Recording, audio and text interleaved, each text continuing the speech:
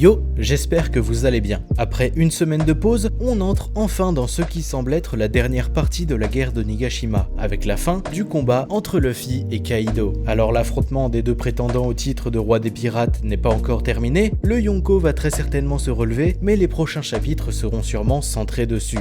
Pendant ce temps, le CP0 reçoit de nouveaux ordres du Conseil des 5 doyens, Zunesha continue d'avancer vers Wano en attendant un ordre de Momonosuke, bref, malgré l'affrontement final qui commence, l'arc et ses intrigues avancent lentement. Pourtant, même si tout ça met du temps à se développer, on arrive dans ce qui est selon moi la partie la plus intéressante du manga, celle où énormément de mystères commencent à prendre du sens et vont bientôt être révélés. Wano semble être l'arc des révélations et le pays reliant toutes les histoires de ce monde qu'Oda met en place depuis plus de 24 ans. Alors même si l'arc d'Onigashima est critiqué sous bien des aspects, il est clair qu'il est de loin l'arc le plus important de l'œuvre. Je vous propose donc de revenir sur le chapitre 1041 et d'en apprendre un peu plus sur le fruit du démon de Luffy, les véritables intentions du gouvernement mondial ou encore sur le journal d'Oden.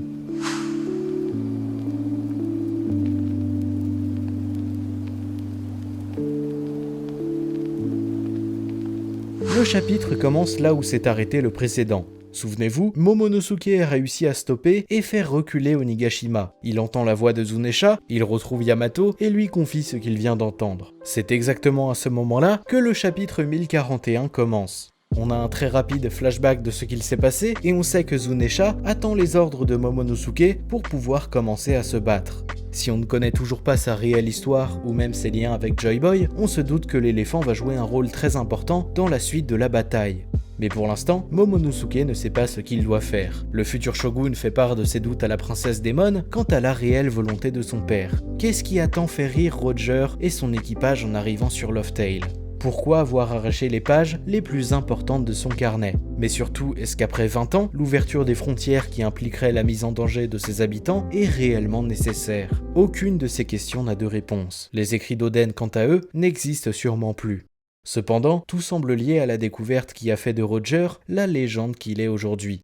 Alors, pourquoi vouloir ouvrir un pays qui a été fermé volontairement il y a plus de 800 ans par sa propre lignée? C'est une interrogation qui est en droit de se poser Momonosuke. Après tout, il ne sait pas exactement pourquoi il mène cette guerre, si ce n'est pour l'honneur de son père et pour délivrer les habitants de son pays. Alors pourquoi s'encombrer d'un nouveau problème en l'ouvrant? Malheureusement, comme je l'ai dit, il est impossible de le savoir pour l'instant. Pourtant, quand on se penche sur l'histoire du monde, tout porte à croire qu'Oden n'a pas demandé ça par hasard. En découvrant Loftail, ils ont appris toute la vérité sur ce qu'il s'est passé. La famille Kozuki, ayant elle-même fermé le pays et forgé les poneglyphes menant à cette vérité il y a 800 ans, a sûrement fait ça dans un but précis. Mais j'ai quand même le sentiment qu'il a volontairement arraché les pages les plus importantes de son carnet. J'ai même l'impression que tous les membres de l'équipage de Roger ont fait très attention à tout faire pour que personne ne puisse avoir la moindre information sur ce qu'ils ont découvert ce jour-là. À chaque fois qu'ils évoquent cette histoire, nous n'avons aucune information supplémentaire. C'est au chapitre 103 qu'on rencontre Crocus, qui était le médecin de bord sur le bateau du roi des pirates. À ce moment-là, tout ce qu'on apprend, c'est l'existence d'une dernière île que seul cet équipage légendaire aurait atteint. Lorsqu'on fait la rencontre de Rayleigh, Robin lui demande s'il sait ce qu'il s'est passé pendant le siècle oublié et ce que signifie la volonté du dit. Le second de Roger lui répond simplement « Oui, nous avons tout appris ». Il enchaîne en lui disant qu'il pourrait tout lui dévoiler maintenant, mais que ça ne servirait à rien. Ainsi, peut-être qu'il est essentiel que Luffy et son équipage découvrent tout dans les moindres détails sans que l'histoire ne soit biaisée par la conclusion qu'ils ont tirée 25 ans auparavant. Peut-être que là où Roger et son groupe ont ri en arrivant sur Loftail, Luffy, lui, n'aura pas du tout cette réaction. Pour terminer sur cette partie, le fait que les pages du carnet d'Oden ne soient plus là appuie fortement la théorie du Yamato Mugiwara, puisque pour moi, ce qui faisait que son entrée dans l'équipage pouvait bloquer, c'est qu'elle savait trop de choses sur le One Piece. Cependant, aujourd'hui, il est confirmé qu'elle ne sait rien de plus, et qu'elle a simplement été accompagnée toute son enfance par les récits incomplets d'Oden.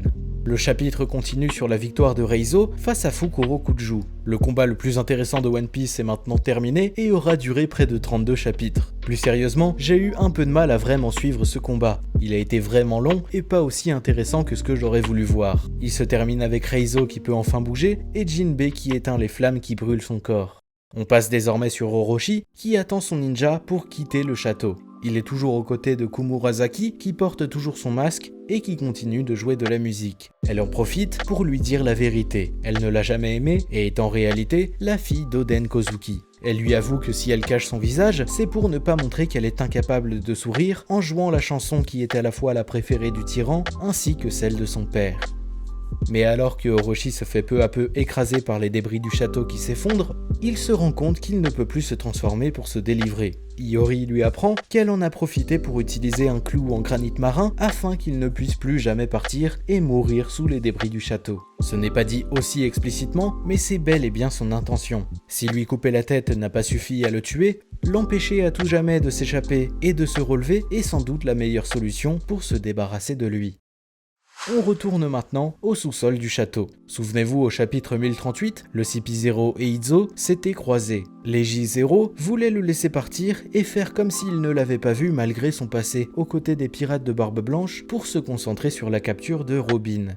Izo n'est évidemment pas dupe et engage un combat contre les deux agents pour laisser le temps à l'archéologue de fuir, mais surtout pour que Luffy puisse continuer son combat sans avoir à se soucier de quoi que ce soit d'autre. Dans le chapitre 1041, c'est donc la suite de cette scène qui nous est montrée. L'ex-commandant de la 16e flotte de Barbe Blanche réussit à battre un des membres du CP0 mais tombe à son tour. L'agent toujours debout est très affecté par cette défaite puisque comme prévu, ça le ralentit énormément. Mais au même moment, il reçoit un nouvel appel de Lucci qui lui transmet une nouvelle mission venant directement du Conseil des 5 doyens. Nico Robin n'est plus la cible principale, il faut désormais à tout prix se débarrasser de Luffy. Mais juste avant, je vous propose de terminer le chapitre et de se concentrer sur ça un peu plus tard.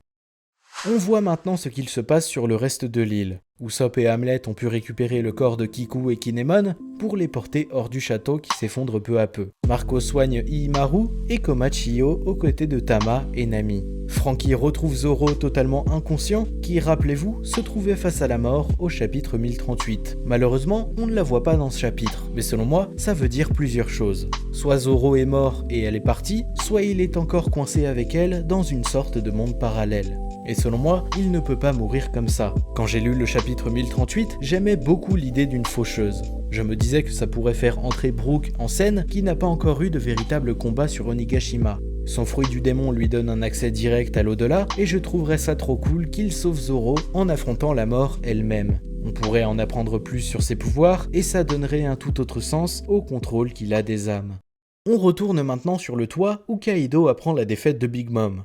On assiste au flashback de leur rencontre directement dans l'équipage des Rocks. À ce moment-là, il a 15 ans et Lin Lin en a 24 et semble déjà bien installé dans l'équipage. Contrairement à un équipage comme celui de Luffy où tout le monde est derrière lui pour l'accompagner dans son rêve, les Rocks semblent avoir chacun leur objectif, sans se faire réellement confiance, comme nous le disait Sengoku dans le chapitre 957. Luffy n'a pas oublié l'une des raisons pour lesquelles il se bat en ce moment même, venger les habitants de Wano de l'horreur que le Yonko leur a fait subir. C'est donc avec le Gomu Gomu no Hydra, une nouvelle technique de son Snake Man, qu'il semble vouloir terminer le combat. À mon avis, l'affrontement est loin d'être gagné, et Luffy va devoir redoubler d'efforts pour réellement en finir avec l'empereur. Surtout que l'agent du CP0 encore debout va peut-être devoir intervenir.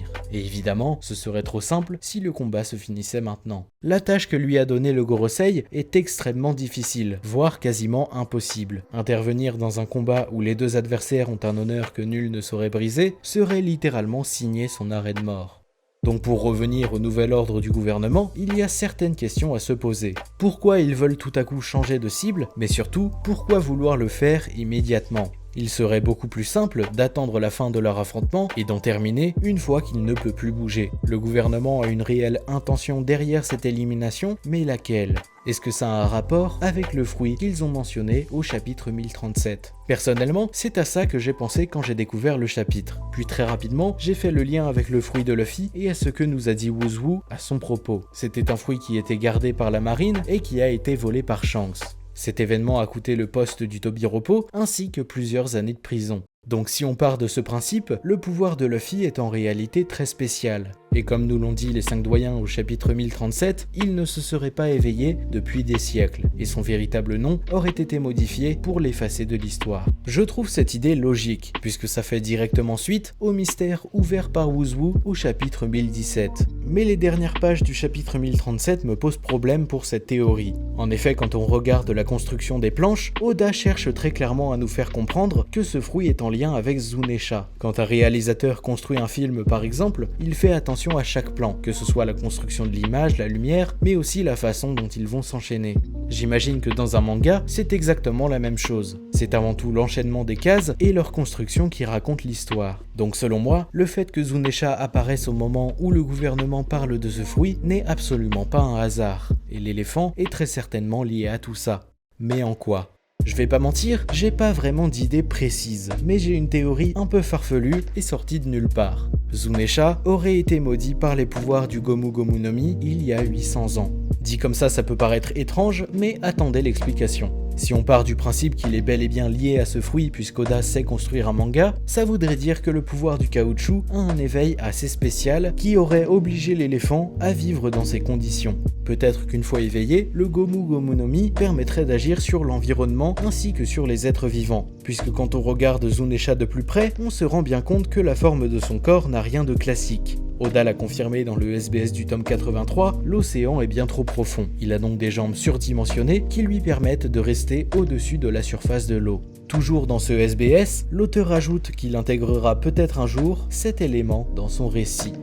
Quant à son âge, c'est peut-être la même explication. Si vous suivez un peu ma chaîne, vous êtes sûrement déjà tombé sur ma théorie dans laquelle je propose justement un éveil au Gomu Gomu no Mi. Dans cette vidéo, je dis que Luffy serait capable de rendre le temps élastique. Je vous laisse aller voir la vidéo, c'est bien plus détaillé, mais peut-être que les pouvoirs de notre capitaine ont pu, par le passé, rallonger l'espérance de vie de l'éléphant, afin de le punir pour le crime qu'il a commis.